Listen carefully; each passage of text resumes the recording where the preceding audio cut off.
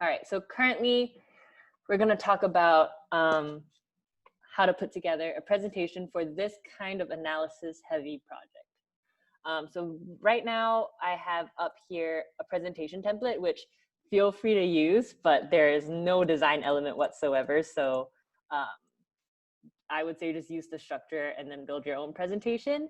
And then I'll show an example. I'll show an example project after this.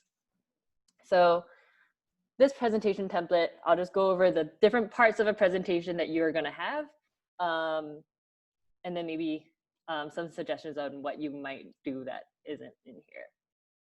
So to start, give your project a title. Don't call it phase 1 project. Maybe a subtitle, and please put your names. The first slide, not too much to talk about. Second slide is when you'd actually bring about your business case, an overview or your why or your motivation, why you're doing this analysis. I think a lot of this, for this second slide, I'm expecting a lot of people to just, regurgitate what was in the project prompt. So basically, like Microsoft is doing the streaming service and want to see like what are the best movies to create. If you have decided on your own like sub questions, not sub questions that you're going to do in your analysis, but if you've decided to like maybe focus on something specific, like maybe you want to focus not just on movies, but also on TV shows, I would mention that here. If you decide to like broaden or narrow your scope through like API or web scraping or subsetting your data, you could mention this here. Most important is to just mention your business case because that is what you're essentially going to be tying back each of your insights to.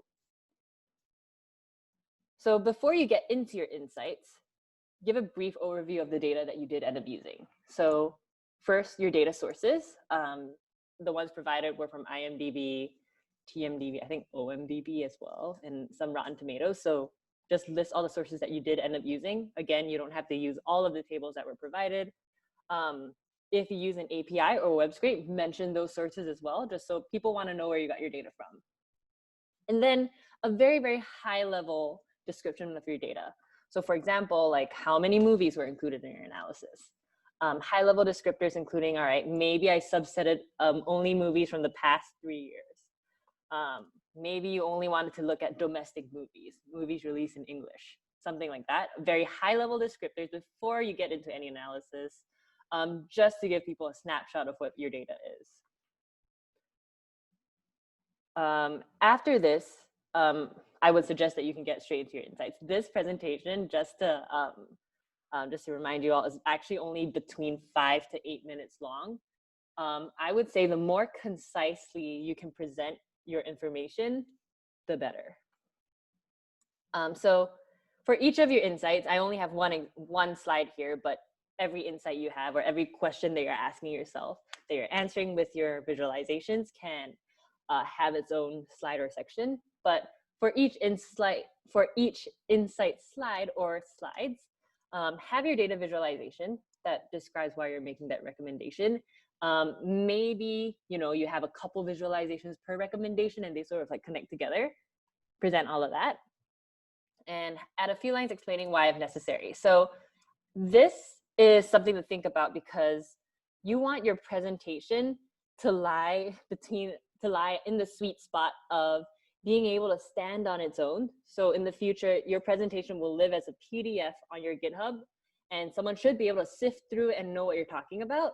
Maybe you have like some speaker notes, maybe you have like little annotations here and there in that version, but it also cannot be too wordy. So you kind of want to find that sweet spot of like, all right, someone can still get the point of what I'm trying to say, but also not like clutter the slide with too many words. So it's kind of hard to find that balance. I know some people have actually opted to have 2 different versions of presentations, one for, actually presenting and one for just putting on GitHub. So up to you if you want to do that. I really only think one is necessary. Maybe you want to add like notes with your PDF.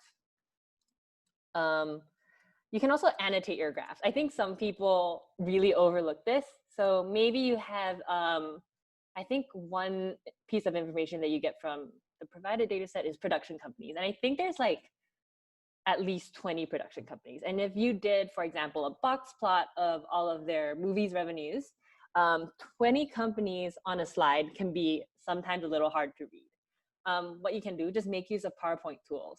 very, very okay to just, draw like a square over the specific thing that you want to point out, or adding like arrows, circles, anything like that, perfectly fine.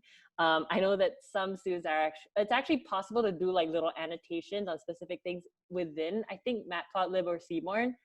Not super necessary to do it through code. I think like don't waste your time doing that right now. You can totally just do it in your slides. Also, for a specific insight, did you engineer any features? The most common one, feature engineering is something that we're going to talk about way more in depth next phase, but feature engineering is one of the biggest parts of data science. It's basically it's just creating your own columns in your data. The most common one for this project that I see is profit, because I think you're only provided with budget and revenue data, but no profit. So an engineered feature can be the profit column. Or if you want to come up with one of your own ratios, I've seen some people have like their own popularity metrics. As long as you can back up why you're doing what you're doing. And for me, it's not easy. It's very easy to convince me why what you're doing works. So don't overthink that too much. But if you engineered any features, definitely mention that. Questions so far? That was pretty much the bulk of the presentation. I have a question. Mm-hmm. What is the preferred method of putting a data visualization into my slide? Is there a way that I save it as something, or am I taking a screenshot of it, or what? Yes, screenshots are absolutely fine. If you want to be a little bit more scientific about it, you can actually save your figure. So I think if you do Seaborn, you can save your figure. And I believe it just does, let's see, save fig. Let me see if I zoom in. There's a save fig function that you can use to save it to a PNG or a JPEG, I think. Matplotlib as well. Let me see, Matplotlib save fig, that exists as well. You use it kind of the same way, just give it your file name and it will save that way. But most of the time I just see screenshots, which is what I personally do as well. So that's fine. Just the only reason being, when you have the save fig, every time you run your notebook, it will resave your image unless you remember to comment that out. So remember that. But there's no preferred way. But you either use the save fig methods or screenshot, either is fine. Any other questions? All right, just to end out, after your insights, it's good to have a summary slide, just to like recap all of your insights. Not something that's very necessary to, you don't have to like fully explain everything again, but just give them an overview of like maybe the main recommendations that you have. And then if applicable, next steps. I think a next step slide is very important, especially for these short-term projects. Very likely students like to go back through their projects after they've graduated. Next step sort of gives them a roadmap of like what they want to do next. But also if you happen to not get to this project by the time you're job searching, having next steps just shows people that at least you're thinking of what else you can do. So for this, I usually like to ask myself, what can I do if I had more time or more resources? So right now, one of the bigger limitations that we have is time. We only have like a week to do this project. So what else would you have liked to do if you had more time? Maybe you want to analyze like a specific feature that was really, really hard to merge with all the data frames. Also with more resources. What if you could have gotten more data? And with these like more resources, you can like really think out of the box. Like what data would you like to get if there were no limitations whatsoever? And then you can use those to create your next steps. And finally, a thank you slide, always good to have. This, you can link to any resources that you used, your own GitHub repo, any acknowledgements you have, and then for more professional purposes, you might want to link your own contact info. Most commonly, people link their LinkedIn, their email, or their GitHub profile. So yeah, any questions about this?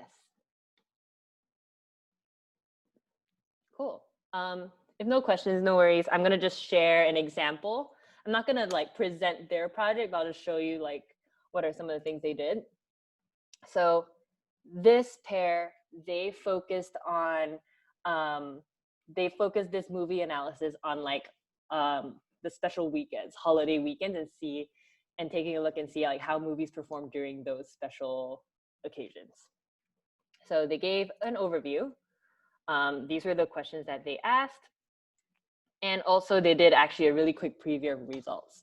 This is one tactic of presentation which you might want to use as well, which is instead of doing your recommendations, your summary of recommendations all the way at the end, perhaps you want to do it at the start so people are, you know, captivated by that and are like, all right, how did you come to these conclusions? Just another way of doing it. Either way, I don't think one is better than the other, but this is how this group did it. So their results previews basically says that people see movies most often during Christmas, less likely during these holidays, and then something about correlation. So they did a quick overview of their data, and they split this into 2 different slides, which is fine as well. They use an API and used Box Office Mojo. I think this is an overview of, you know, the special weekends and how many movies of each genre they had in their data set. So this is still kind of a snapshot of their data. I think what they could have done here maybe is highlighting some of like the bigger or smaller numbers. Like you can see here, action movies and sci-fi movies hit a peak at like 21 here. That's something I would highlight. And possibly maybe some of the lower ones, especially because they mentioned like Halloween, people don't see as many movies, I think was one of their conclusions. And yeah, Christmas, you can see that maybe like overall there are more movies. I don't know. I feel like a little more annotation could have been done here. They also presented their graphs. I will say this is for a campus presentation. So they ended up, you know, being able to present in person. So they don't have as much detail on the slides. Whereas for our purposes, because we are online, and also makes it easier for someone coming across your GitHub, better to have at least some detail explaining your graphs on each slide. But you can see here what they did very nicely was annotate their graph. I think all the rest are more summary of their data and their analysis, their graphs all like this, and then they have their conclusion. They don't have a thank you slide, but I hope they give a thank you slide because it's part of the rubric now. And yeah, always fun to have gifs. Any questions? I would say take some time to just look through an example. You don't have to follow this structure, but just good to see what other people have done. And I think most importantly, however you feel most comfortable presenting the narrative of your project, just do it that way. But make sure you hit the main points of, you know, introducing your data and the things that, the insights that we want.